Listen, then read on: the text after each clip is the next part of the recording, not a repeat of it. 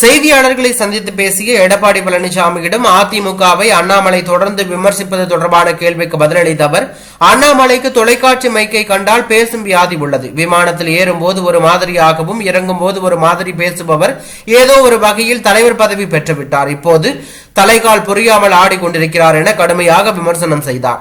அதிமுக எதிர்க்கட்சியாக இருந்தாலும் மாநில பிரச்சனைக்கு குரல் கொடுக்கிறோம். அண்ணாமலையின் எண்ணம் தன்னை முன்னிலைப்படுத்தி விளம்பரப்படுத்துவதுதான் என தெரிவித்தார். அதிமுக ஊழல் ஆட்சி, மோசமான ஆட்சி என்றெல்லாம் பாஜக தலைவர் குறிப்பிட்டுள்ளார். அதிமுகவுடன் இணைந்து கூட்டணியில் போட்டியிட்ட போதெல்லாம் தெரியவில்லை, அதிமுக ஆதரவுடன் பல்வேறு மசோதாக்கள் மத்தியில் நிறைவேற்றிய போதெல்லாம் தெரியவில்லையா என கேள்வி எழுப்பினார். இங்கு உள்ள மத்திய அமைச்சர் தமிழகத்திற்கு என்ன திட்டத்தை கொண்டு வந்தார்? எந்த அளவுக்கு பொய் பேச முடியுமோ அந்த அளவுக்கு பேசுபவர் தான் பாஜக தலைவர். பாஜக ஆட்சிக்கு வந்த 2014 ஆண்டில் 55 லட்சம் கோடி கடன் இருந்தது. இப்போது 168 லட்சம் கோடி கடன் உள்ளது. என்ன திட்டத்தை கொண்டு வந்தார்கள்? இவ்வளவு கடன் உள்ளது என எடப்பாடி பழனிசாமி கேள்வி எழுப்பியுள்ளது பரபரப்பை ஏற்படுத்தி உள்ளது.